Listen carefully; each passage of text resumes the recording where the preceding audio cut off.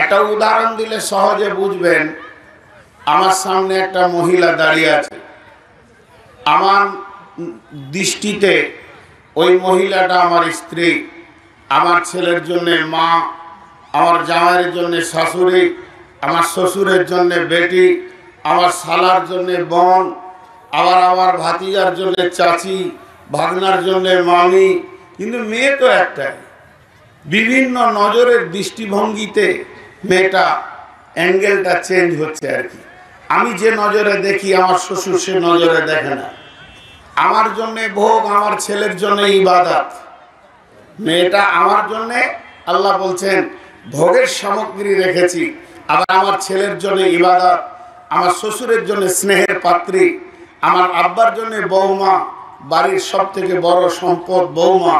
তো একই ময়ে যেমন বিভিন্ন অ্যাঙ্গেল থেকে দেখা যায়, তো কোরআন বিভিন্ন রূপ নিয়ে পৃথিবীতে এসেছে। এটা হলো হুদা, মানে এখান থেকে হেদায়েত আছে। এর নাম নূর, অন্ধকারকে দূরভীত করে আলো দিয়েছে। এর নাম সিরাজ, ইনি আমার বাড়ির প্রদীপ। এর নাম হুদা, এটা হেদায়েতের রাস্তা। এর নাম তৌহিদ, এখানে একত্ববাদের কথা আছে। এর নাম নাবা, ই খবর এনেছে, এর জন্য নাবা। এর নাম রেসালা, এর মধ্যে হিস্টোরি আছে। এর নাম আখেরা, আখেরাতের ভরপুর সম্ভার কথা নিয়ে এসছে, পৃথিবীর কেউ আনতে পারেনি। আবার এর নাম হচ্ছে বাইয়ানা, এর প্রকাশ্য দলিল। তো আজকে আমি এর নাম রেখেছি বাইয়ানা। এবং এই কোরআনের ভিতরে আল্লাহ তাবারাক ওয়া তাআলা টোটাল একটা সূরার নামই রেখেছে বাইয়ানা। তাই আমি আজকে যে সূরাটা আপনাদের কাছে পড়েছি তার নাম হলো বাইয়ানা। আর বাইয়ানা মানে হলো প্রকাশ্য দলিল। বুঝে আসলো? দেখেন সব চুপ আছে। আমি জিজ্ঞেস করলাম বুঝে আসলো? চুপ আছে। তাহলে আমারই বুঝানোর ভুল আছে এখনো। আবার কোথা থেকে বলি নাকি? হাই আল্লাহ, এত ক্লিয়ার বলছি তাও বুঝে আসছে না। বুঝে এসছে? আলহামদুলিল্লাহ, খুশি হলাম। বুঝিয়ে যদি বুঝে তাহলে ভালো। আর নাহলে আগেকার মুন্সিরা কিতাব লিখতো যে সৈন্য যুদ্ধের ময়দানে নামলো, লাখে লাখে ঝাঁকে ঝাঁকে কাটে হাজারো হাজার, শেষকালে গুনে দেখি 3 কুড়ি 4। হিসাব মিলে না। মুন্সিদের লেখা কিতাব আগে ছিল না ভাই? লিখে দিল ফসি মুন্সি নিজেরও হাতেতে, সুখে খেতে ভূতে কিলাই আওরাতের জাতেতে। মেয়েদেরকে যত সুখ দেবেন তত আপনাকে মেডিকেলের হসপিটালে নিয়ে যাবে প্রতিদিন 3 বার। ওকে ইট বোয়ানো করান, ঠিক থাকবে। এই যে চেয়ারম্যানের ভাড়া থেকে 1000 করে ইট প্রত্যেক বাড়িতে নেবেন, তারপর ভোট দেবেন, তার আগে দেবেন না।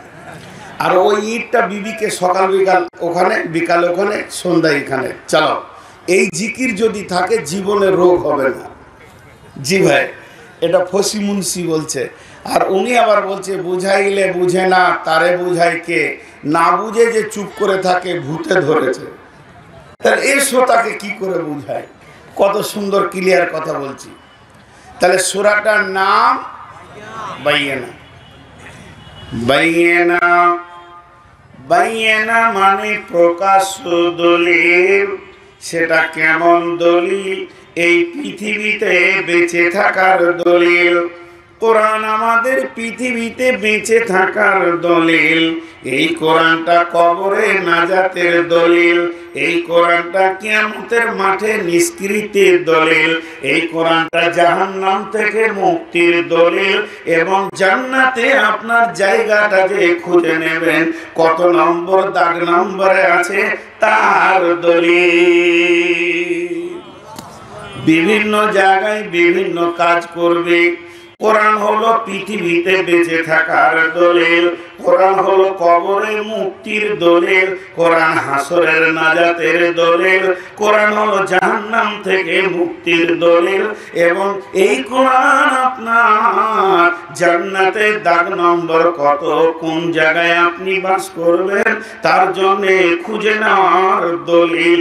অতএব বন্ধুরে, যে কোরআনকে সঙ্গে নিল সে কবরে বাঁচলো, হাসরে বাঁচলো, জাহান্নামে বাঁচলো, পুলসিরাতে পার হলো এবং নিজের জায়গা জান্নাতে খুঁজে নিতে পারলো। তাহলে কোরআনকে সাথে নিতে হবে। জি, কোরআনকে কি করতে হবে? কে কে নিবেন না?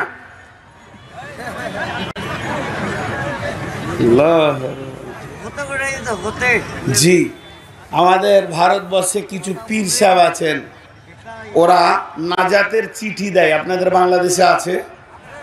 আচ্ছা, মাশাআল্লাহ। কাফনের সঙ্গে যদি বেঁধে দেওয়া হয়, মুনকির নাকির বলবে হুজুর আপনি এত নম্বর কক্ষে গিয়ে বসে যান, আপনার জান্নাত আছে।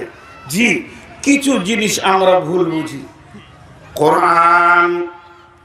কোরআনকে যে সঙ্গে নিয়ে যেতে পারবে, বিশ্বনবী বলেছেন আসসালাতু নূরুন ওয়াল কালামুল্লাহ বুরহানুন।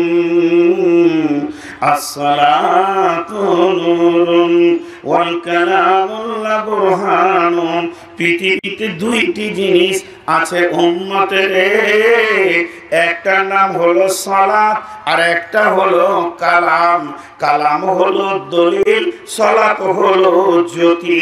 সালাত হলো আলো আর কালাম হলো দলিল। এবার বলেন, এই কিছুক্ষণের মধ্যে সূর্য পশ্চিমে ডুবে যাবে, প্রথম যে জিনিসটা প্রয়োজন তার নাম হচ্ছে আলো। আলো ছাড়া চলতে পারবো না। তাহলে বলেন, যেদিন কিয়ামত হবে সূর্য থাকবে না, চন্দ্র থাকবে না, তারা থাকবে না, কেরোসিন থাকবে না, ডিজেল থাকবে না, জেনারেটর থাকবে না, বিদ্যুৎ প্রকল্প থাকবে না, দেশলাই থাকবে না, গ্যাস থাকবে না, এমনকি একটা জোনাকি পোকাও থাকবে না।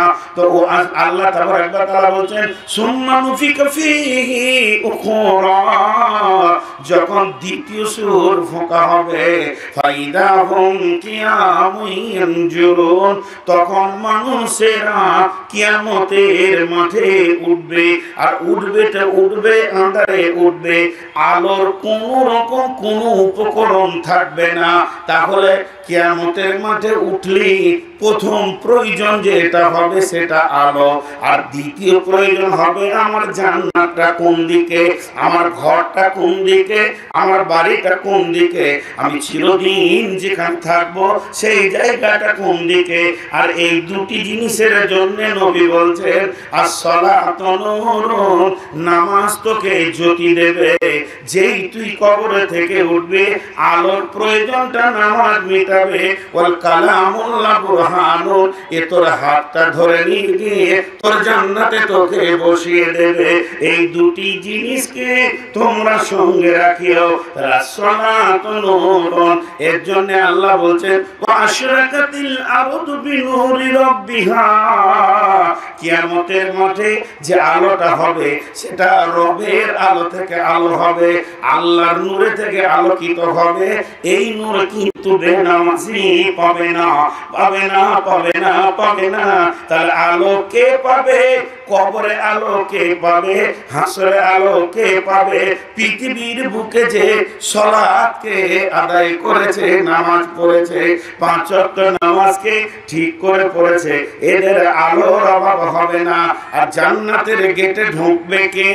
যার কাছে এই দলিলটা আছে, রেকর্ড পর্চা আছে যে কোরআনকে সঙ্গে করে নিয়ে গেছে, সেই জান্নাতে গিয়ে ঢুকবে। বিশ্বনবী বললেন আসসালাতু নূরুন ওয়াল কালামুল্লাহ বুরহানুন। তাহলে বুঝে আসলো? এবার বলেন, কোরআনকে সঙ্গে নিয়ে যেতে হবে, কোনো উপায় নাই। কোরআনকে সঙ্গে কিভাবে নিয়ে যাবেন? এখানে আবার একটা সমস্যা দেখা দেয়। আবার একটা উদাহরণ আপনাদের সামনে দিব।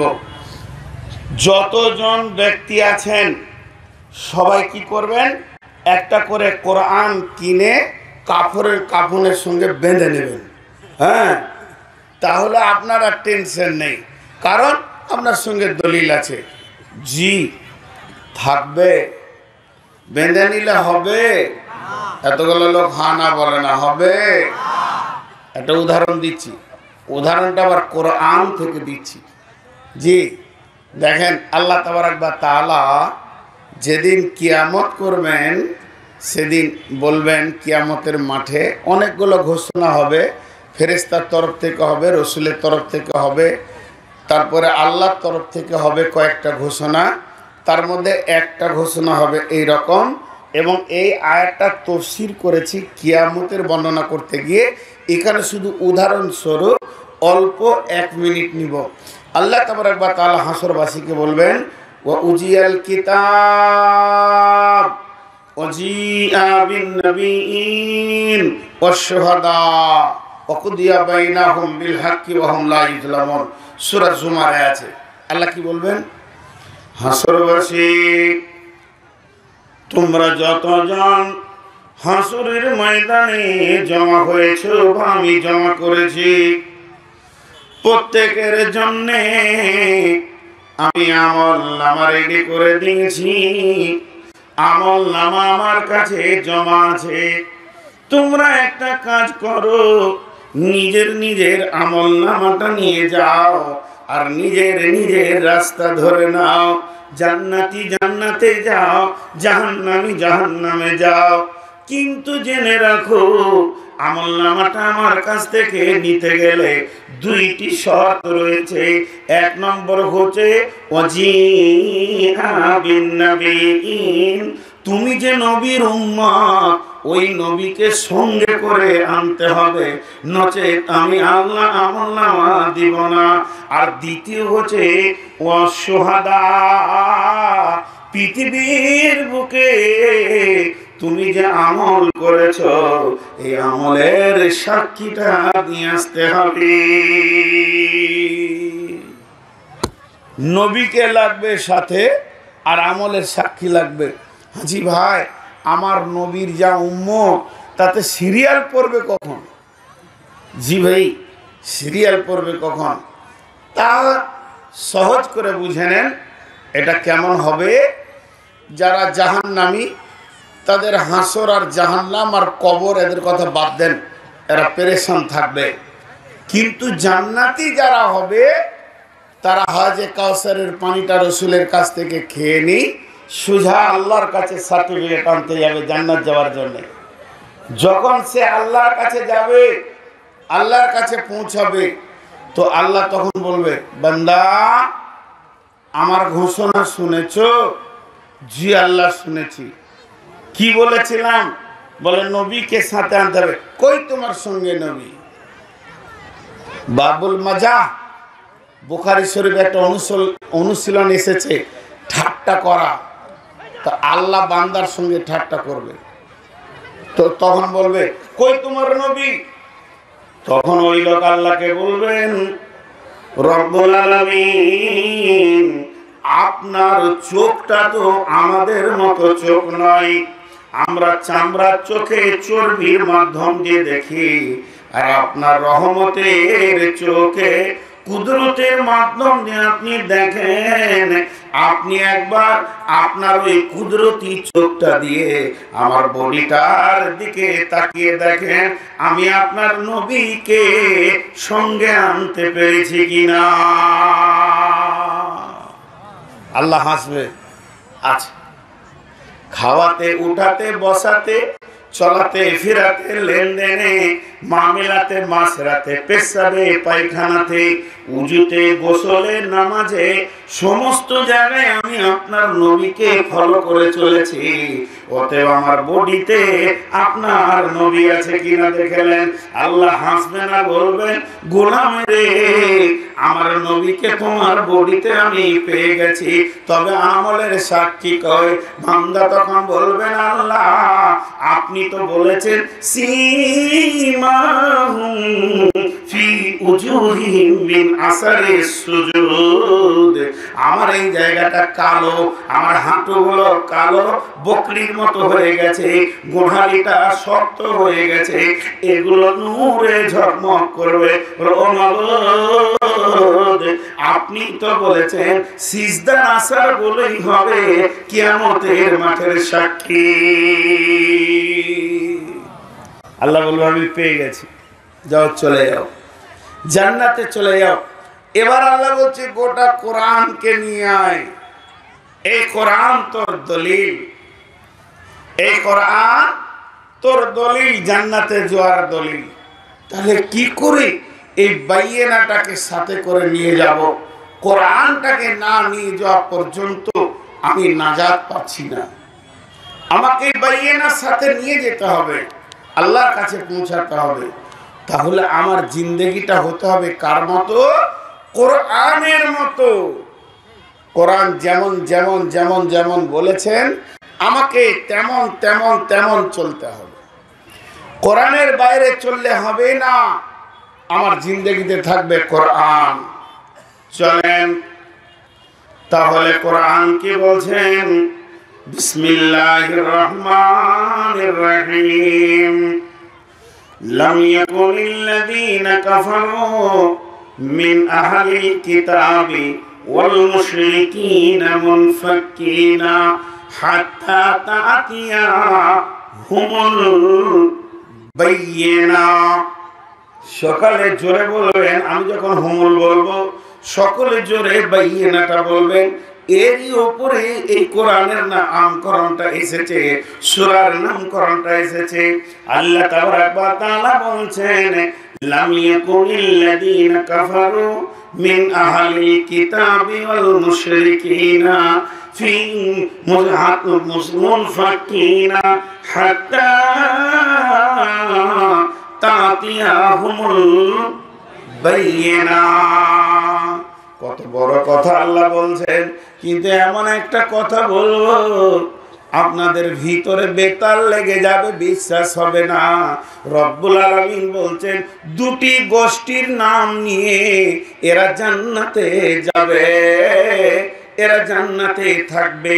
আর তাদের জান্নাতটা কেমন হবে, কেমন হবে, কেমন সাজানো থাকবে? আল্লাহ বলেছেন জাযাউহুম ইনদা রাব্বিহিম জান্নাতু আদনিন তাজরি মিন তাহতিহাল আনহার খালিদিনা ফিহা আবাদা রাদিয়াল্লাহু আনহুম ওয়া রাদু আনহু যালিকা লিমান খাশিয়া রাব্বাহ।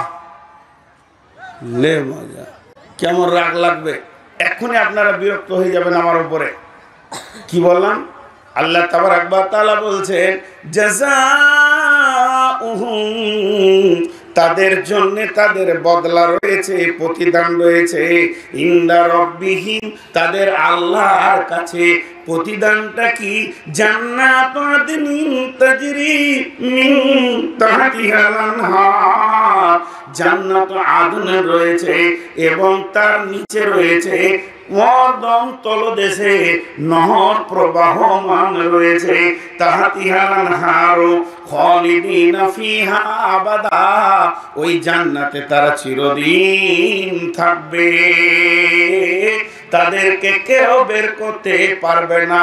ওই গোষ্ঠী দুটার নাম আমি বলছি, এই বাইয়িনা সূরাতে আল্লাহ তাদের নাম বলেছেন। লাম ইয়াকুনিল্লাযীনা কাফারু কাফারু কাফারু কাফারু মিন আহলিল কিতাবি ওয়াল মুশরিকিনা মুশরিকিনা মুশরিকিনা। একটা দল হলো কাফের আর একটা দল হলো মুশরিক। এই কাফের মুশরিকেরা চিরদিন জান্নাতে থাকবে, এদের জান্নাতে নহর কুলকুল করে বইছে। জি, এদের না জান্নাতে নহর কুলকুল কুলকুল করে বইছে। এখন কথা বলার টাইম নাই, বায়ান করছি। কুলকুল করে বইছে, হাওয়ায় বিশ্বাস হলো। একটা দল নাম কাফের আর একটা মুশরিক, এরা জান্নাতে থাকবে, আর এমন জান্নাতে থাকবে আল্লাহ বলছে তাদের নহর কুলকুল করে বইছে এবং চিরদিন সেখানে অবস্থান করবে। আপনাদের বিশ্বাস হলো? তাহলে কোরআনের বিশ্বাস নাই। আমি বললাম ভেজাল লেগে যাবে, ভেজাল লাগবে। ফিলোজফির ওপরে যদি তর্জমা করা হয়, এই জন্য বহু জায়গায় আমি বলি, জলপাইগুড়ি আমাদের দেশে, পশ্চিমবঙ্গে একটা জেলার নাম জলপাইগুড়ি উত্তরবঙ্গে আছে, যেটা সিকিম ভুটানের কাছে। ওখানে আমি একটা জায়গায় জালসায় গিয়ে বলেছিলাম, রাত 1:30টা 2টোই দিয়েছে, ওদের লিস্ট বিরাট বড়, সব ঘুমাইছে। আচ্ছা, ঘুমানো রুগীকে কি বায়ন করব? রাতের জালসা থেকে আমাকে দিনের জালসা বেশি ভালো লাগে। রাতের জালসাটা এসেছে অন্য জাতির কাছ থেকে, এরা বুঝে না। এর ইতিহাস যদি বলি তো ঘৃণায় রাতে জালসা করবেন না। জি, তো আমি ওখানে জালসা শুরু করেছি উল্টা দিকে। যেমন আজকে আপনাদেরকে বললাম যে কাফের মুশরিকেরা জান্নাতে থাকবে, বিশ্বাস হচ্ছে না, কিন্তু আমি যখন বলবো তখন বলবেন যে হ্যাঁ ঠিকই বলেছেন। ওখানে উল্টো দিকে জালসা কি করেছিলাম, অনেক রাত মানুষ ঘুমাচ্ছে, কেউ হাই তুলছে, কেউ এমনি করছে, আর এক মুরব্বী আমার সামনেই বসে আছে একবার প্যান্ডেলের গায়ে। ও এখন মেশিন, পান খোয়া মেশিন, যখন থেকে ওকে দেখছি ভর্তি আছে, খালি হলারে মাল দিতেই আছে, পান শুনছেও কুধানের শুনে। জি, খুব মুরব্বী। আমি ওই রাতে জালসা দেখলাম, উল্টা দিকে না দিলে এদের ঘুম ভাঙবে না। শুরু করলাম, নামাজ পড়তে হবে না, রোজা রাখতে হবে না, হজ করতে হবে না, যাকাত দিতে হবে না, বেপরদায় থাকো, জেনা করো, ব্যভিচার করো, চুরি করো, মার্ডার করো, সুদ খাও, যার যা মন যাবে তাই করো, মদ খেলে কোনো গোনা হবে না, সুদের কোনো গোনা নাই, তোমাদের যা মন যাবে তাই করে চলবে। আর একদম নামাজ রোজা করার দরকার নাই। জুয়ো খেলো, তাস খেলো, বেপরদা ঘুরে বেড়াও, মার্ডার করো, ছিনতাই করো, লম্পটি করো, দাগাবাজি করো, খুন খারাপি করে যাও, পৃথিবীর যত তামাশা তোমার মনে আসে করে চলে যাও, একটা ইবাদত করতে হবে না। শুধুমাত্র যদি কেউ আল্লাহর একটা হুকুমকে মেনে নেয়, মাত্র একটা, তো ওই লোকটা জান্নাতুল ফেরদাউসে থাকবে। সব ঘুম ভেঙে গেছে যে এমন হুজুর তো জীবনে পাইনি। সব হালাল করে দিল, ইবাদত মাফ করে দিল। মুরব্বি থাকতে না পেরে বলছে ঠিকই নাকি চাচা? আমাকে বলছে, বলে জি চাচা। বলছে মনে তো হয় না চাচা। মানে হ্যাঁ চাচা, কোরআন বিশ্বাস করেন না? বলে হ্যাঁ করি। বলে কোরআনে আছে, ঠিকই নাকি? আরো জেগে উঠলো, ওর পান চিবানো বন্ধ হয়ে গেছে, স্ট্যাচু। কোন ধরনের কথা? কোথা আছে বা? সূরা রহমানে আছে। সূরা রহমানে, উফ, এত পরিচিত সূরাটি আল্লাহ এটা বলেছে? বলে হ্যাঁ বলেছে। বলে দাও বা। আমি শুরু করলাম, বিসমিল্লাহির রহমানির রহিম, ইয়া মাশারাল জিন্নি ওয়াল ইনসি ইন ইসতাতাতুম আন তানফুযু মিন আকতারিস সামাওয়াতি ওয়াল আরদি ফানফুযু লা তানফুযুনা ইল্লা বিসুলতান। হে জিন ইনসানের দল, তোদের যদি এটা মানতে ভারী লাগে, তোদেরকে যদি এটা বিরক্ত লাগে, তোদেরকে যদি আমার আইন নিতে মন না চায়, তাহলে তোরা একটা আমল কর, বেশি করতে হবে না। আমি আল্লাহর রাজ্য ছেড়ে অন্য আল্লাহর রাজ্যে গিয়ে বাসা বাঁধ। চাচা বলছে কোথায় যাবো বা? আল্লাহ বলে দিয়েছে ক্লিয়ার, আমার আইন মানবে না, আমার দেশের বাইরে চলে যাও, ভেজাল চুকে যাবে, তোমার সাথে আমার কোনো ঝামেলা নেই। বলছে কোথাও যেতে পারবো না। আল্লাহ চ্যালেঞ্জ দিয়েছে, যেখানেই পা দিবি ওটাই আমার সুলতান, ইল্লা বি সুলতান। তাহলে আল্লাহর রাজ্যে বাস করতে গেলে আল্লাহর আইন মানতে হবে। আর এটা না মানার একটা সহজ রাস্তা, যে দেশে আল্লাহ নেই সেই দেশে পালিয়ে যেতে হবে। যাবি কোথাও? তো এখন ঘটনা ঠিক ওই রকম, জাহান্নাম মানে মুশরিক কাফের জান্নাতে যাবে। জি চলেন এবার পেছিয়ে যাই। আল্লাহ এমনটা বললেন কেন, এমনটা করলেন কেন? জি, আল্লাহ তাবারাক ওয়া তাআলা বলছেন শুনেন, লাম ইয়াকুনিল্লাযীনা কাফারু মিন আহলিল কিতাবি ওয়াল মুশরিকিনা মুনফাকিনা হাত্তা তাতিয়াহুমুল বায়িনা। ওই কাফেরে আর ওই মুশরিকের কথা যাদের জন্য আল্লাহ বলেছেন, তারা কে ছিল? আহলে কিতাবের ভিতরে ছিল, তার আগের নবীদের কিতাবের আওতাভুক্ত ছিল। বিশ্ব নবী আসতে যখন ডিস্টেন্স হয়ে গেল, তাদের ভিতরে দুইটি ফাটল হয়ে গেল। একটা ফাটল হয়ে গেল কোন দিকে? একটা চলে গেল খারাপের দিকে, আর একটা খুব ভালো ভালো নয়, কিন্তু অতিরিক্ত লোড নিতে পারবো না। একবার বলবেন, দুবার বলবেন, তিনবার বলবেন, এটা যথেষ্ট হয়ে যাবে। এটা যে কত লোড, এটা নূর মোহাম্মদ জানে যে এই চেয়ারে বসে।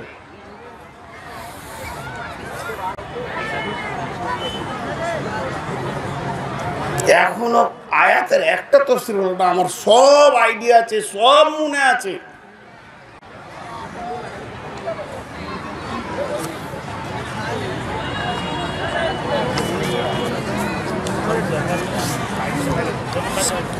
ওইটা আপনি খালি চুপ করে থাকেন। এই ধরনের কিছু মাল আছেই দুনিয়াতে, ওদের যদি পায়েও ধরেন তো বসবে না, ওদেরকে ওই রকমই শুনিয়ে দিতে হবে। আর ওদের জাত বংশ সব জায়গায় আছে, ওদের বিয়ে শাদী হয়, ওদের আপোষের মধ্যেই হয়। ওরা যে জালসায় যাবে দাঁড়িয়ে দাঁড়িয়ে দুনিয়া করবে। দেন এটা কত সুন্দর সুন্দর চেহারা, বয়স্ক মানুষ, বাপের বয়স, এদেরকে কে বসতে বলবে? ওদের কাছে আলাদা করে চিঠি লাগবে। তারা ঘোড়া বংশ থেকে এসছে, ঘোড়া বংশের লোক বসে গেলেই দাম কমে যাবে। ওগুলোকে সব বাদ দেন না, আপনি চুপ করে বসে থাকেন, কাজ হয়ে যাবে। দেখেন, দাও পানি দাও, এই পানিটা খাই, ওইটা পরে খাচ্ছি। আপনাদের বিরক্ত লাগছে নাকি? এই মাইক ম্যান কে আছে? সাউন্ড নেই বলছে, সাউন্ড দাও।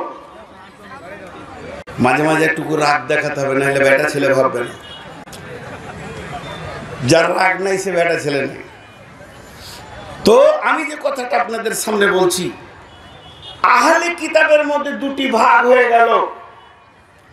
কোন মতেই তারা ফিরতে চাইছে না, মুনফাকিনা,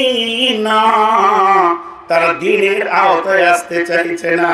হাত্তা তাতিয়াহুমুল বায়িনা, যতক্ষণ পর্যন্ত তাদের কাছে প্রকাশ্য দলিল না পৌঁছিয়েছে।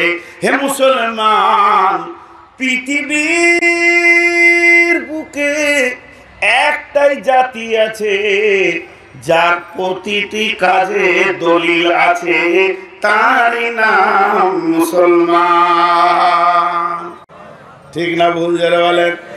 মুসলমান পেশাব করবে দলিল আছে, মুসলমান পায়খানা করবে তো দলিল আছে, মুসলমান পানি পান করবে তো দলিল আছে, মুসলমান চা পান করবে তো দলিল আছে, মুসলমান খাবে তো দলিল আছে, মুসলমান কথা বলবে তো তার দলিল আছে, মুসলমান দাঁতে কোনটা পিসবে কি পিসবে না এর পেছনেও দলিল আছে, মুসলমান কোনটা শুনবে কোনটা শুনবে না তার পেছনেও দলিল আছে, মুসলমানের চোখটা কিভাবে ব্যয় হবে এর পেছনেও দলিল আছে, মুসলমান কোনটা গায়ে হাত দেবে কোনটা গায়ে হাত দেবে না এর পেছনেও দলিল আছে, মুসলমান কেমন ভাবে হাঁটবে তার পেছনেও দলিল আছে, মুসলমান মজলিসে কেমন বসবে এর উপরেও দলিল আছে, মুসলমান রাস্তায় কিভাবে চলবে তার উপরেও দলিল আছে, মুসলমান আপনার কিনা বিবিকে কিভাবে ব্যবহার করবে এর পেছনেও দলিল আছে,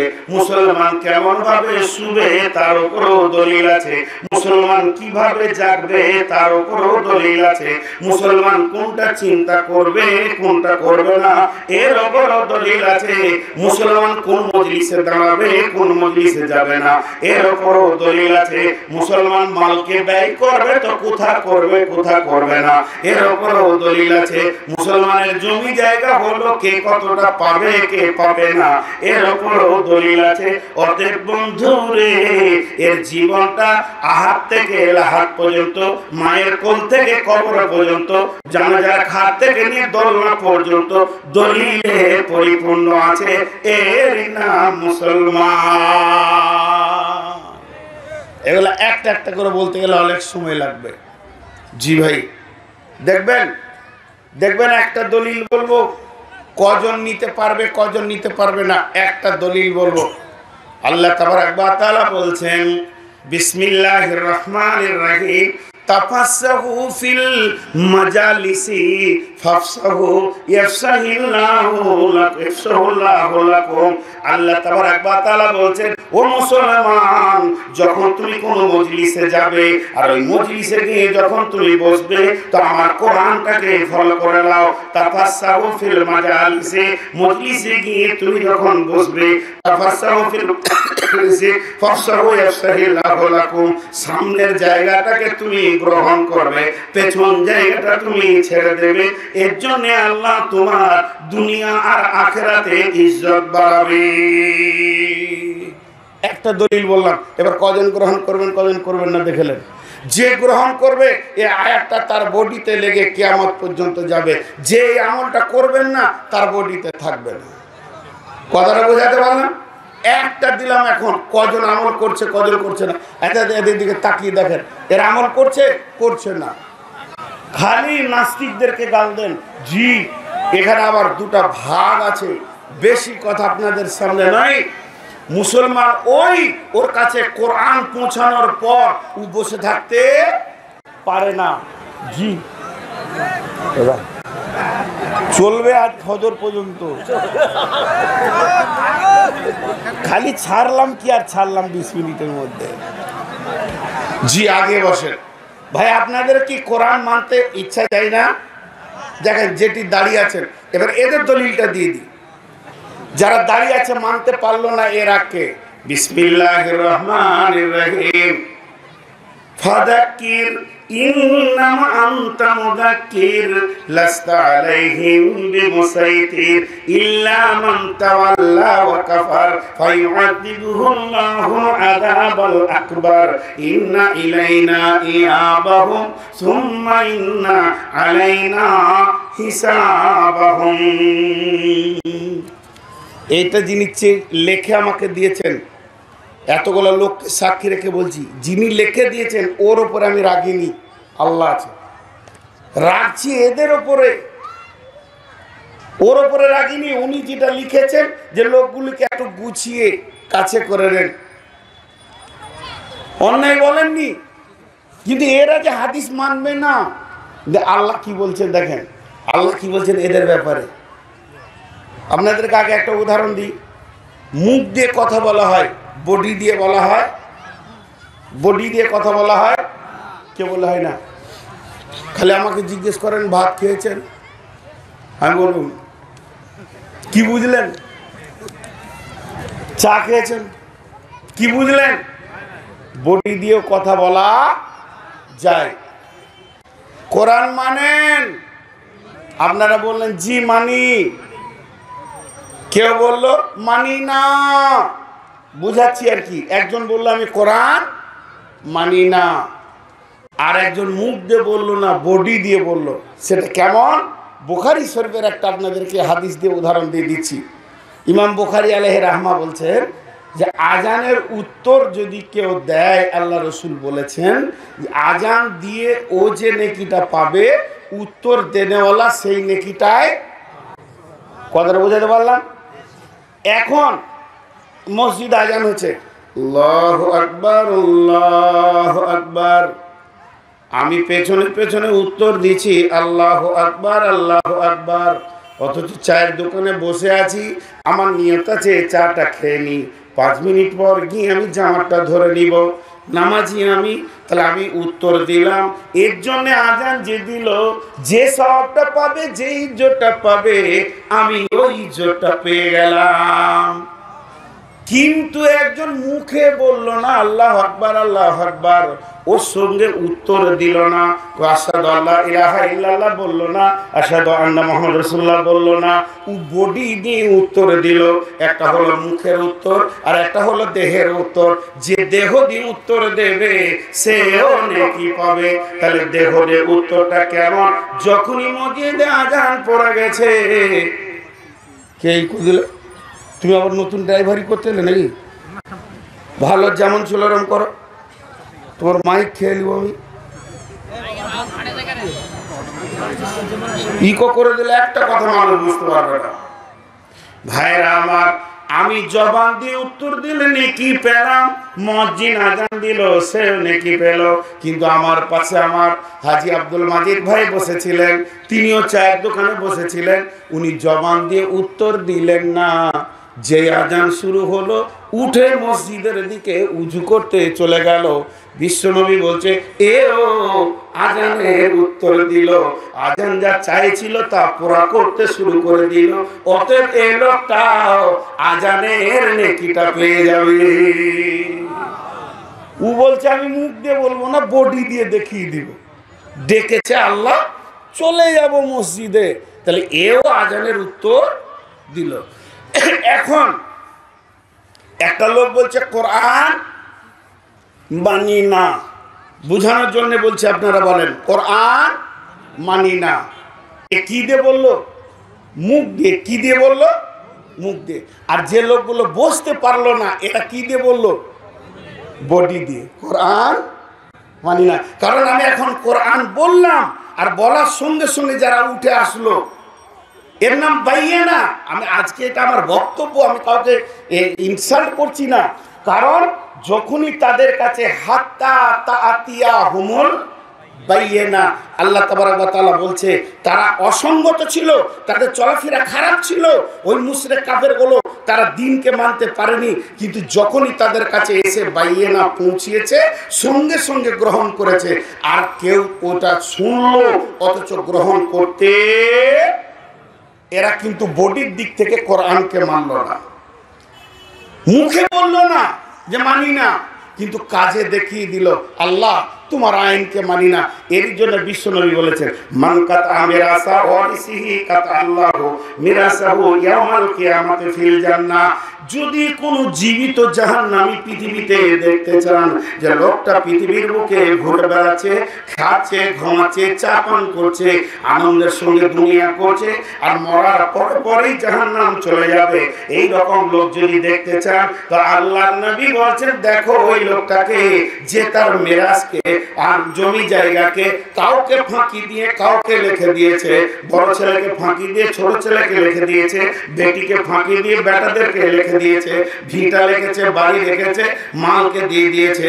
মানে ওর ওয়ারিসকে কন্ট্রোল করতে পারেনি। পক্ষান্তরে সে আল্লাহকে বলতে চেয়েছে তুই যে ফারাসটা দিয়েছিস আল্লাহ, এটা কোনো কাজের নয়, এটা বাজে, এটা মাথায় ধরছে না, এই রকম বাজে কোরআন আমি মানি না, আমার ব্রেনে যেটা আছে আমি সেটা করব।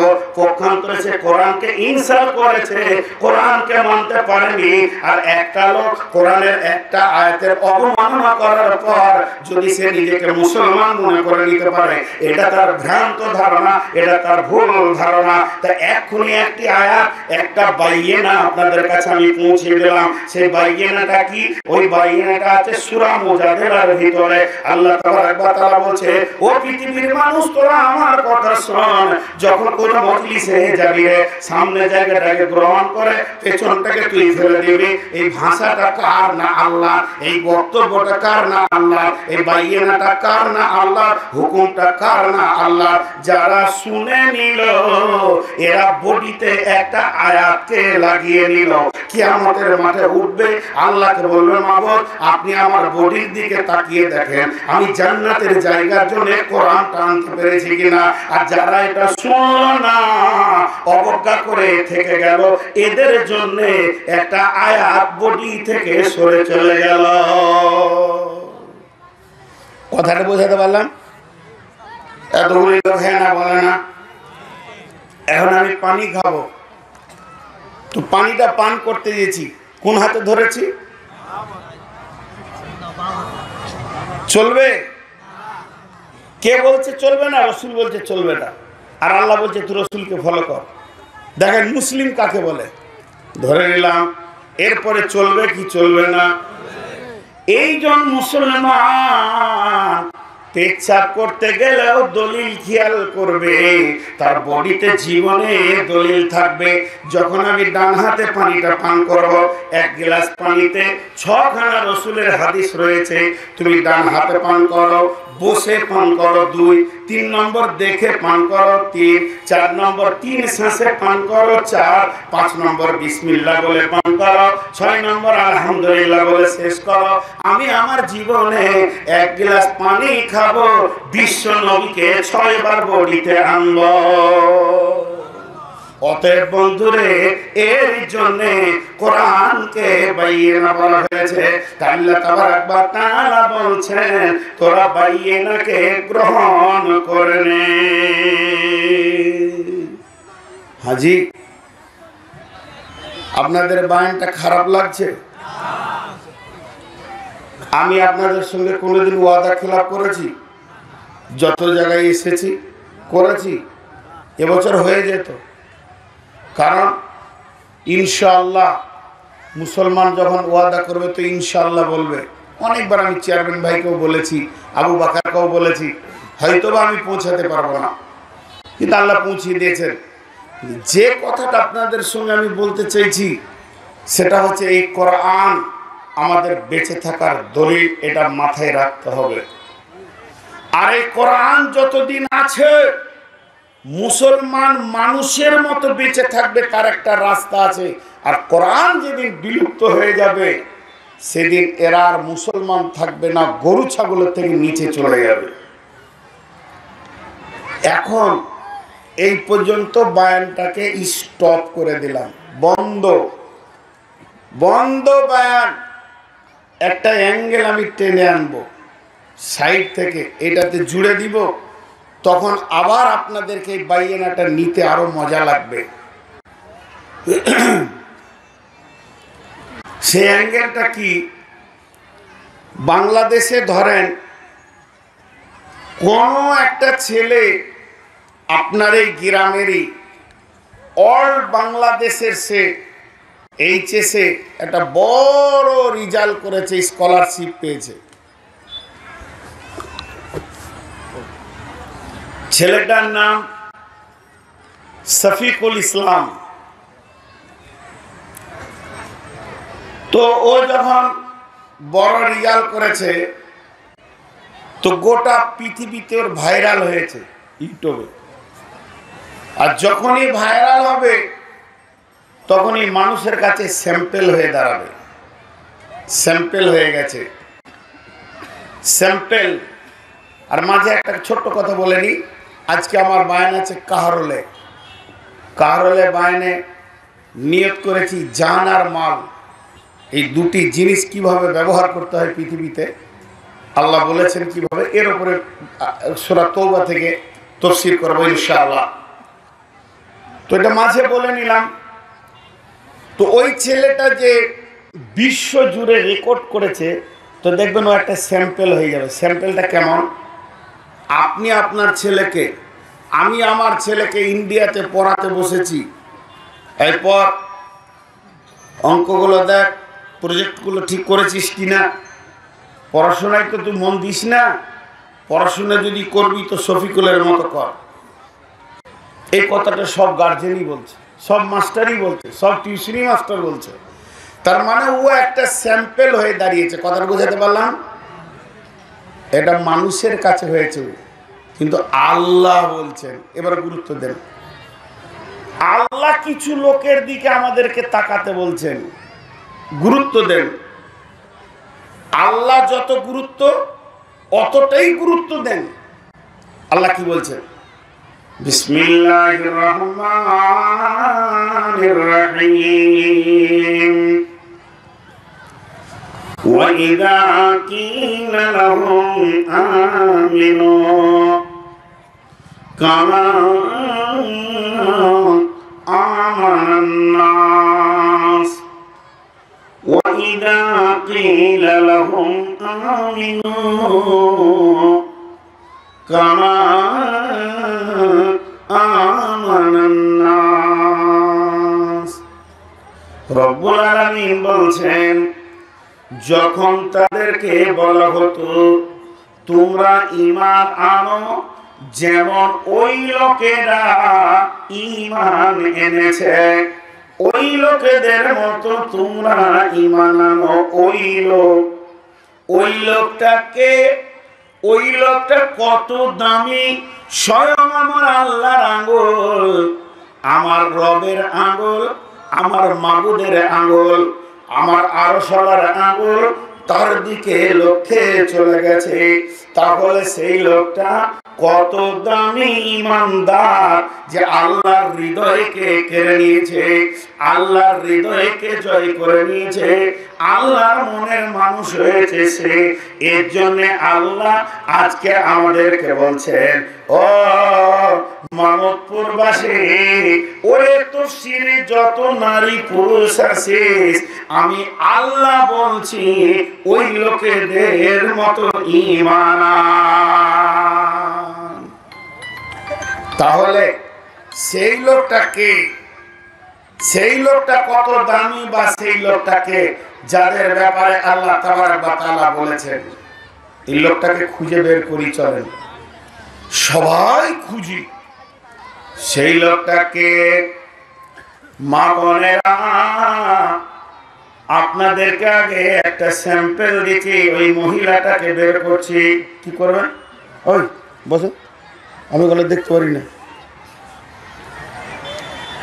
মা বোনেরা আমার, প্রথমে মেয়েদেরকে একটা স্যাম্পল তুলে দিচ্ছি, আপনারা হাত দিয়ে কুড়িয়ে এলেন। মারে আমার, বোনরে আমার, একটা মেয়েকে তুলে দিচ্ছি আপনাদের সামনে। ওই মেয়েটি কত দামি! মেয়েটির নাম হচ্ছে উম্মে হাকিম, ওর স্বামীর নাম হচ্ছে ইকরামা। শ্বশুরের নামটা শুনলে কলিজাটা জ্বলে যাবে। শ্বশুরের নাম আবু জাহেল, আবু জাহেলের বেটার নাম হচ্ছে ইকরামা, আর ইকরামার বিবির নাম হচ্ছে উম্মে হাকিম।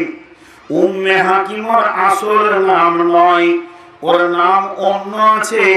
ওর বেটার নাম হাকিম, আর উম্মে হাকিম মানে হাকিমের মা। ওকে শ্বশুর বাড়িতে হাকিমের মা বলে ডাকে, ওর বাবার বাড়ির লোক ও হাকিমের মা বলে ডাকে। এই ডাকতে ডাকতে ডাকতে ডাকতে ইতিহাসের পাতাতে সে হাকিমের মা নামই থেকে গেছে। এই মেয়েটি কত দামি! ও আমার বোনেরে, ওরে আমার বেটিরে, একটিবার ধ্যানের সঙ্গে শুনবেন। বিশ্বনবী যেদিন মক্কা বিজয়ী করলেন, সেদিন 10 জনের নামের একটা লিস্টকে কাবার গিলাপে টেনে দিলেন, আর 10 জনের নাম টেনে দেওয়ার পর বললেন, এই 10 জনকে যেখানেই পাবে কেটে ফেলে দাও, এদের মাথাকে গর্দন থেকে নামিয়ে দাও। এদের মাথাকে যে কেটে ফেলে দেবে তার জন্য কোনো বিচার হবে না, এদের পৃথিবীতে বেঁচে থাকার কোনো অধিকার নাই। এইরকম 10 জনের নাম দিয়েছে। তার মধ্যে অন্যতম নাম হচ্ছে ইকরামা বিন আবু জাহেল। আবু জাহেলের বেটা ইকরামার গর্দন রাখিও না, মাথাকে গর্দনে রাখিও না। এটা যখন সে শুনতে পেল তো মক্কা ছেড়ে দিয়ে পাহাড়ে আনাচে কানাচে লুকিয়ে থাকতে লাগলো। বেশ কিছুদিন পর ইকরামা করলো কি, মক্কা ছেড়ে পালিয়ে চলে গেল। তাহলে মেয়েটা কি করলো? মেয়েটা আস্তে আস্তে আস্তে আস্তে রসুলের কাছে গেলেন।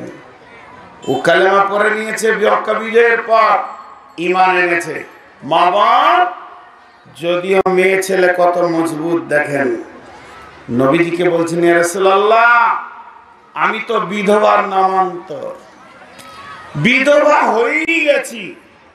আপনি যেখানে ওর গর্দনের ফয়সালা দিয়েছেন, ও আর পৃথিবীতে থাকবে না, তো আমি চলেই যাব দুনিয়া থেকে। এই কথা বললো। বলছে, রাসূলুল্লাহ, ওর সাজাটাকে নিয়ে দ্বিতীয় বিবেচনা করা যাবে না?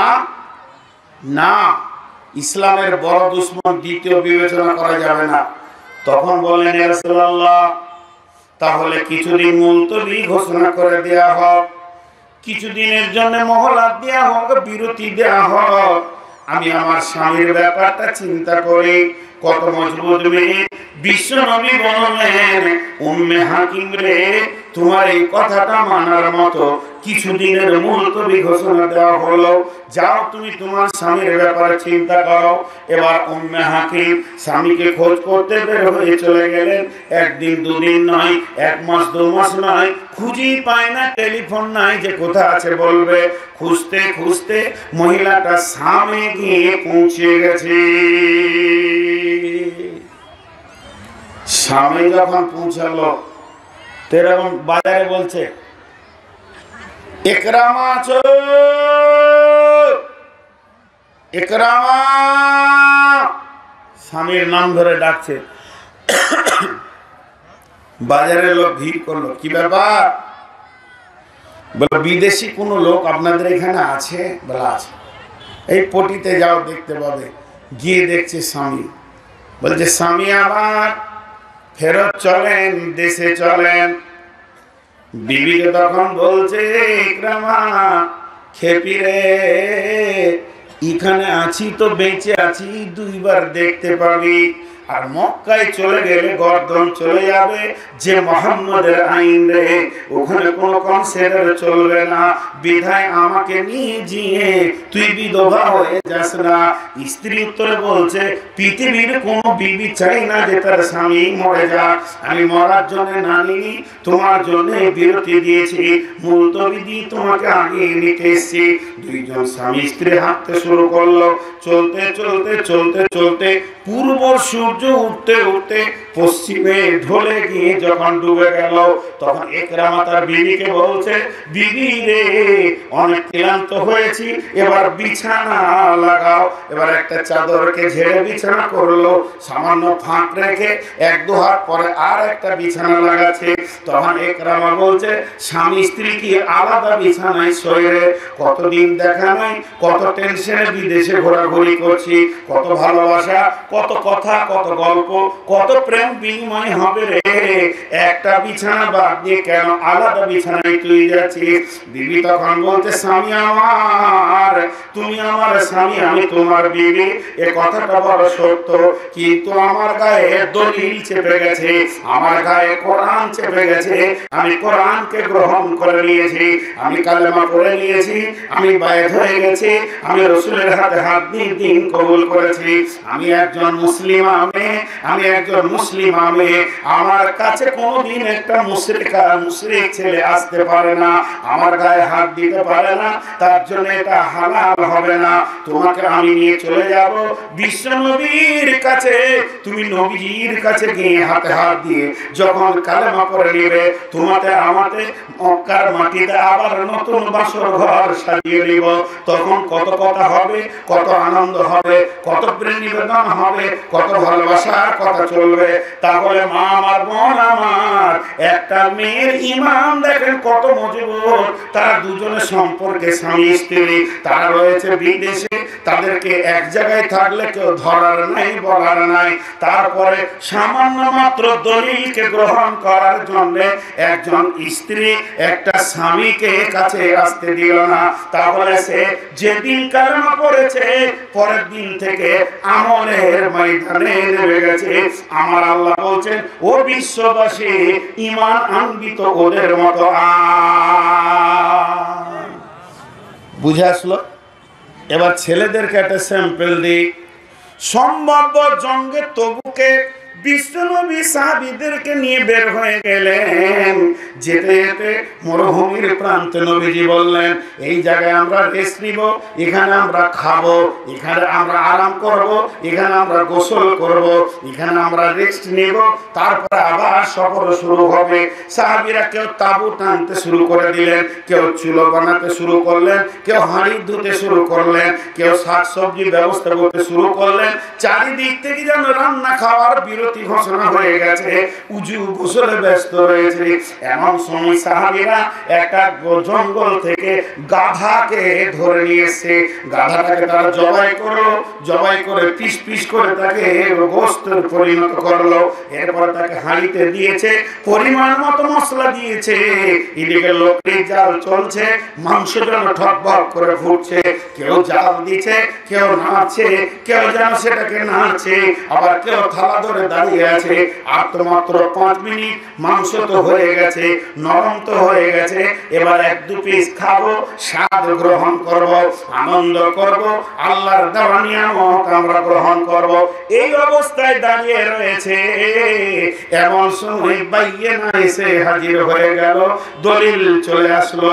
বিশ্ব নবীর কাছে জিবরাইল আমিন 2টা কথা বলে দিয়ে চলে গেলেন। আল্লাহর নবী একজন সাহাবীকে ডেকে বললেন, এখনই এই 2টি কথাকে এলান করে দাও। আল্লাহর নবীর কথা শুনে সাহাবীরা একজন বলতে লাগলো, লোক সকল তোমরা কান করে শুনে নাও, এখনই এই মুহূর্তে এখনই 2টি জিনিসকে হারাম ঘোষণা করা হয়েছে। একটা হলো গাধার মাংস হারাম, আর দ্বিতীয় হলো নিকাহি মোটা হারাম। যাদের কাছে কন্ট্রাক্টে বিবি আছে, এগুলো তাদের বাপ ভাইয়ের ঘরে পাঠিয়ে দাও, নচেত তোমরা মহারণা দিয়ে চিরতরের সঙ্গী বানিয়ে নাও। কন্ট্রাক্টে বিবি আর রাখা যাবে না, এটা হারাম ঘোষণা হলো। আর যে গাধাটা তোমরা জবাই করে খাচ্ছ, এই গাধার মাংসকে চিরদিনের জন্য হারাম ঘোষণা হয়ে গেল। মাত্র 2 মিনিট পরে হাঁড়ি নামবে, আর এই অবস্থায় হারাম ঘোষণা হয়ে গেল। যে লোকটি জাল ঠেলছিল হাত সে বন্ধ করে দিল, যার হাতে থালা ছিল হাতে থালা পড়ে গেল, যে লোকটা না ছিল সে লোকটি ছেড়ে দিল। এরপরে চিন্তা করছে কি করবি। ওরা ওই মাংসটাকে এরকম টানতে টানতে একটু হাঁড়িটা নিয়ে এসে হড় হড় করে ওই চুলোতেই ঢেলে দিল। হারাম ঘোষণা হলো, আর চিখে দেখলো না। আর বর্তমানে মুসলমান জন্ম থেকে জানে সুদ হারাম। এখন এই জালসা শোনার পরে বাড়িতে গিয়ে সুদের হিসাবটা নিয়ে বসবে। আল্লাহ তাবারক ওয়া তাআলা বলছেন, ঈমান আনবি তো ওদের মতো আন। ওদেরকে আমি পছন্দ করেছি, ওদের কাছে বাইয়ানা পৌঁছে গেছে, ওদের কাছে দলিল পৌঁছেছে, সঙ্গে সঙ্গে ওরা গ্রহণ করে নিয়েছে। ওদের ঈমান ছাড়া আর কারো ঈমান আমার পছন্দ নয়। বোঝাতে পারলাম বাইয়ানার গুরুত্বটা? জি ভাই, এখন আমি আপনাদের কাছে কিছুক্ষণের বিরতি নিচ্ছি। একটা জিনিস বাকি থেকে গেছে আমার বলতে, যে কাফির মুশরিকেরা কোথায় যাবে? জান্নাতে। আপনাদেরকে এটা আশ্চর্য লাগছে, এটা 90 ভাগ কাছিয়ে দিয়েছি, মাত্র 10 ভাগ আছে। আমি আপনাদের সামনে এই কথা বলবো, এ কথা বলে যাব। তো এই কোরআনকে পেয়ে, এই বাইয়েনা পেয়ে আপনারা সন্তুষ্ট না অসন্তুষ্ট? যিনি যিনি সন্তুষ্ট হাত তুলেন। মাশাআল্লাহ, আলহামদুলিল্লাহ, হাত নামান। তাহলে এ আমাদেরকে আলো দিয়েছে। আপনারা ঘড়ি দেখেন, আমি মানুষ হিসেবে আপনাদের যতগুলো চাহিদা আছে অতগুলো চাহিদা আমার আছে। এটা মজার কথা শুনিয়ে दी, मुझे मंजूर नहीं कि आपने शिकायत क्या करूं, लेकिन बात ही से बात आते है तो मैं क्या करूं। আপনাদের দেশে ইমাম আছে না? মসজিদের ইমাম যদি সপ্তাহে 2 বার ঘর যায়, তো মসজিদের মুসল্লিরা খুশি হয়, কি বলে? বেজার হয়। তা আমি বিরক্ত। ইমামতি করেছি 6 বছর। কিছু মুরব্বি জ্বালিয়ে খেত, জি জ্বালিয়ে খেত, হ্যাঁ এত ঘন ঘন ঘর যাবে। তখন আমার বয়স 25, বিয়ে শাদী করেছি 24-এ, আর ইমামতি করছি, ফারেক হয়েছি 24 বছর বয়সে, আর তখনই ইমামতি করছি। আর মুরব্বিরা বকতো, হয় খালি বাড়ি যায়। যে কথা বলতে নাই সেই কথা বলেছিলাম। কি বলেছিলাম? যে আপনাদের মসজিদে আমি আছি, এখান থেকে আমার বাড়ি 34 কিলোমিটার দূর। আপনারা আমাকে খাবার দেন কি দেন না? দিনে 5 বার খাবার, সকালে চা টিফিন, দুপুরে ভাত, বৈকালে চা, রাতে ভাত। কেন? আমার দৈহিক চাহিদা আছে একটা খাবারের, এর জন্য আপনারা খাবার দিয়েছেন। একটা রং দিয়েছেন বিছানা, মানুষের না ঘুমালে সে পৃথিবীতে টিকতে পারবে না, আরামের জন্য বিছানা দিয়েছেন। তাহলে একটা ইমামের মানুষের জীবনে চলতে গেলে যা যা উপকরণের দরকার তাই তাই আপনারা ব্যবস্থা করেছেন। তা আমি তো যুবক, আমার তো আরো প্রয়োজন আছে, আমি তো ফেরেশতা নই। বিশ্বনবী একদিকে শ্বশুর ছিলেন, একদিকে জামাই ছিলেন, একদিকে আব্বা ছিলেন। বিশ্বনবী কোনটা ছিলেন না? সবগুলি ছিলেন। তো অতএব আমারও সব ওই রকমই ব্যবস্থা আছে। তো কমিটির লোক চিন্তা ভাবনা করেন যে পালা পড়ছে, এর ঘর একদিন ওর ঘর একদিন খাওয়ার, সেই পালার ব্যাপারে খাওয়ার চিন্তা করছেন, বাকি চিন্তাটা করেন। আর খুলে বললাম না, কমিটির লোক বলছে তোমার যখন মন যাবে ঘর যাবে, মুরগিগুলোর কথা শুনিও না। তো ঘটনাটা হচ্ছে আমি মানুষ, পেশাব পায়খানা, রাগ হাসি কান্না বেদনা দুঃখ সব আমার মধ্যে আছে। আবু বকর মুশরিক, তার বাপ মুশরিক, তার মা মুশরিক। আবু হুরায়রা মুশরিক, আবু হুরায়রার মা মুশরিকা। আরবের ভিতরে সবথেকে বড় সুদারুটার নাম বলেন, সে হলো হযরতে আব্বাস রাদিয়াল্লাহু তাআলা আনহু। এত বড় সুদারু আর পৃথিবীর বুকে কেউ ছিল না। শুধু তাই নয়, সৌদির বুকে সবথেকে বড় মদের ভাটি কার বাড়িতে ছিল? হযরতে আব্দুর রহমান ইবনে আওফের বাড়িতে ছিল। কার বাড়িতে নাচ গান চলতো? তার হচ্ছে হযরতে আলীর বাড়িতে নাচ গানের ব্যবস্থা করেছে। এই রকম ধরনের মিজাজের মানুষ, এই রকম গুনাহগার মানুষ, এই রকম মুশরিক মানুষ, কাফের মানুষ, তারা যখন বাইয়ানাকে গ্রহণ করতে শুরু করলো, এরাই পৃথিবীতে রাদিয়াল্লাহু আনহু হয়ে গেল। বুঝে আসলো? এরাই জান্নাতি। এবার চলেন, ওই বাজারে হাটে ঘাটে একটা জিনিস দেখেছেন, এরকম পাইপ করে ম্যাজিক দেখায়, এইদিকে সাদা রুমাল ভরবে, এইদিকে নীল বের হবে, দেখায় কি দেখায় না? তো আল্লাহ তাবারক ওয়া তাআলা বলতে চাইছেন, এই যে বাইয়ানাটা তোদের সামনে আমি যে দলিলটাকে দিয়েছি, আমি যে ম্যাজিকের মেশিনটা বানিয়েছি, এর ভিতরে কি অস্ত্র আছে তোরা জানিস কি? যত মুশরিক কাফের বেঈমান লম্পট সুদারু যত মাতাল এর কাছে আসবে, এর ভিতরে একটি রাস্তা আছে, সেই রাস্তায় যখন ঢুকবে একটা একটা করে দলিল দিতে দিতে যখন শেষ দিকে সে বের হবে তো জান্নাতি হয়ে বের হবে। এই জন্য সূরাটা শুরু করেছে বাইয়ানা সূরাটা কাফের মুশরিককে দিয়ে, আর শেষ করেছে জান্নাতি বলে। আল্লাহ তাবারক ওয়া তাআলা বলছেন কেন তারা জান্নাতি হলো? যালিকা লিমান খাশিয়া রাব্বা, তাদের ভিতরে আল্লাহর ভয় কাজ করেছে এবং তাদেরকে আল্লাহর ভয় ধীরে ধীরে নিয়ে গিয়ে একটা সুন্দর সোনালী জগতে পৌঁছে দিয়েছে।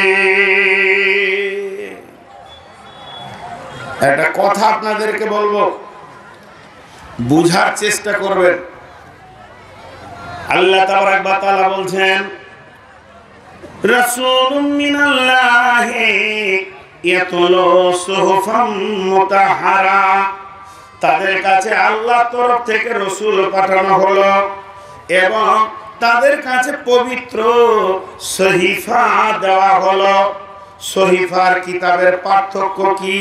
সহিফার কিতাবের পার্থক্যটা ভালো করে শুনবেন। যখন আপনার কাছে একটা কাগজ আসবে তার নাম হবে চিঠি। কেউ যদি এক পাতা লিখে দেয় এর নাম হবে চিঠি, দু পাতা লিখে দেয় এর নাম হবে চিঠি। কেউ যদি এত মোটা একটা ধরিয়ে দেয় ওর নাম হয়ে যাবে কিতাব। এর জন্য কোরআনের নাম তানজিল। তানজিল মানে হচ্ছে অবতরণ হয়েছে, নাজিল করা হয়েছে। কেন কেন গোটা কোরআনটা একবারে আসমান থেকে নেমে আসেনি, বরং যখন যেমন প্রয়োজন তখন সেই রকম নাজিল হয়েছে এবং মানুষকে ধীরে ধীরে সাহায্য করেছে, সাইজ করে তাদেরকে জান্নাতি বানিয়েছে। মিস্ত্রিটার নাম হলো নবী মুহাম্মদুর রাসূলুল্লাহ সাল্লাল্লাহু আলাইহি ওয়াসাল্লাম। জি, এখন একটা উদাহরণ দিব, আমার উদাহরণটা মন দিয়ে শুনেন। প্রথমে গাছ, তারপরে কাঠ, তারপরে খাট। প্রথমে কি, তারপরে তারপরে বাস। মাটিতে যতক্ষণ লেগে থাকবে গাছ, যখন কেটে দিবে কাঠ, তারপরে ওর নাম কি হবে? যেমন র্যান্ডা চলবে, বাটালি চলবে, হাতুড়ি চলবে, বাসলে চলবে, ভোমরা চলবে, সিরিজ কাগজের মাদন চলবে, বার্নিশ পালিশ চলবে, তখন ওর নাম কি? খাট। খাটকে ঘরে ভরে না গাছকে ভরে? কেউ বড় গাছ ভরে ওর উপরে শুয়ে থাকে, হ্যাঁ, বাঁদরের মতো। প্রথমে হচ্ছে কাঠ, গাছ, তারপরে কাঠ, তারপরে খাট। এখন যদি উল্টা দিকে এলেন, প্রথমে বিয়ে বাড়িতে গিয়ে দেখবেন খাট, তারপরে বলবেন কি কাঠ, বলে সেগুন কাঠ, তারপরে বলবে গাছটা কোথায় ছিল, বলে এটা মালয়েশিয়ার জঙ্গলের গাছ। তাহলে উল্টা দিকে হলো। রাস্তায় যেতে যেতে আপনি ঘুঘরাতলি মোড়ে একটা সুন্দর খাট দেখে নিয়েছেন, এখন আপনি খাটের প্রশংসা করছেন, এত বড় দামি ভালো খাট আমি জীবনেও দেখি নাই, এত সুন্দর খাট আমি দেখি নাই। তখন মিস্ত্রি মনে মনে ভাবছে, তুমি তো প্রশংসা করছো বন্ধু, কিন্তু ওর প্রথম রূপটা তো তুমি দেখোনি। ও একটা নদীর ধারে বাঁশতলা ঝোড়ের ভিতরে একটা গাছ ছিল, গাছের যে কত নোংরা, কত ঝোড় জঙ্গল ছিল, সেখান থেকে তাকে কেটে আনতে হয়েছে। তারপরে সাইড করেছি, কত মাল ওর উপরে চলেছে, ওর উপরে করদ চলেছে, ওর উপরে বাটালি চলেছে, বাসলে চলেছে, ওর উপরে চলেছে রেঁদা, ওর উপরে চলেছে ভোমর, ওর উপরে চলেছে নানা রকম অস্ত্র, তারপরে সিরিজের মাজন, এখন বার্নিশ পালিশ দিয়েছি। তুমি মুচকে হাসছো, ওটা এসি ঘরে ভরার জন্য, কিন্তু জানো কি ওর প্রথম জীবনটা কেমন ছিল? আমি মিস্ত্রি তার প্রথম রূপ আর শেষ রূপ দুটাই একই সঙ্গে দেখতে পেয়েছি। তো আমার আল্লাহ বলছে, পৃথিবীর বুকে ওই আবু বকর, উমর, ওসমান, আলী, হযরত আবু হুরায়রা, জাবের, জুবাইর, এই লোকগুলি কেমন ছিল? এরা শিরকে আর গুনাহতে, বেদাতে ডুবে ছিল। উমর ছিল রাসূলের জানের জম, আমর বিন আস ছিল রাসূলের জানের জম। এই রকম ধরনের এরা এত জঘন্য মাল ছিল। আমি আল্লাহ এই অস্ত্রটা দিলাম নবীর হাতে, এই অস্ত্র দিয়ে বাঁশলে দিয়ে তাদেরকে করদ দিয়ে কেটে এনে একটা একটা দে দলিল দিয়ে দিয়ে দিয়ে দিয়ে দিয়ে দিয়ে ফিহা কুতুবুন কাইয়্যিমা সুহুফিন মুতাহহারা, এই পবিত্র সহিফা দিয়ে তাদেরকে সাইজ করতে করতে সুন্দর খাটের মতো বানিয়ে জান্নাতের কোণে রাখা আছে। এত সুন্দর জায়গা তারা পেয়ে গেছে, কিন্তু তাদের প্রথম জীবন কি ছিল? তাহলে ওরা যে জান্নাতে জায়গাটা পেল, তার একটাই কারণ, এই অস্ত্রটাকে নিজেকে গ্রহণ করে নিল। এই অস্ত্রকে কোনোদিন তারা ছুঁড়ে ফেলে দেয়নি। আজও যদি মুসলমান এটাকে কবুল করে, আল্লাহ বলছেন ফিহা কুতুবুন কাইয়্যিমা, এটা প্রতিষ্ঠিত কিতাব। যেমন আবু বকরের কাজে লেগেছে, অমনি আজও 2021 সালে কাজে লাগবে। এর ক্ষমতার পরিবর্তন ঘটেনি। ফিহা কুতুবুন কাইয়্যিমা, এটাকে তোমরা গ্রহণ করো, তোমরা আবু বকরের মতো জান্নাতে জায়গা পাবে। গোটা সূরার তাফসীর ধরতে গেলে এখনো দম লাগবে। আল্লাহ এর পর পর পর পর পর আয়াতগুলোকে বলে দিয়েছেন, তো আয়াতের তাফসীর প্রায় করে ফেলেছি। আর এই জিনিসটা এমন একটা জিনিস আজকে অবহেলায় আমরা শেষ করে দিয়েছি। ভাইয়া, আপনাদের কাছে কি আমি একটা বাইয়ে না আজকে রাখবো? পারবেন গ্রহণ করতে? জোরে বলেন, পারবেন? একটা রাখছি। বিশ্বনবী বলেছেন মুনাফিকের আলামত হচ্ছে তিনটি: ওয়াদা খিলাফ করে, মিথ্যা কথা বলে, আমানতের খিয়ানতি করে। আর মুনাফিকের আরো তিনটা আলাদা পরোক্ষভাবে বিশ্বনবী বলেছেন। ফজর আর এশার নামাজে কষ্ট হয় মুনাফিকদের, অল্প কথায় মুখ খারাপ করে গালি দেয় মুনাফিকেরা, আর জিহাদের ময়দান থেকে পালিয়েছে মুনাফিক। এতগুলো নোংরা কথা বললাম, এই নোংরা লিস্টের নাম কে কে রাখবেন না? হাত তুলেন, হাত তুলেন। এই লিস্টের নাম কে কে রাখবেন না? বলেন ইনশাআল্লাহ রাখবো না। হাত নামান।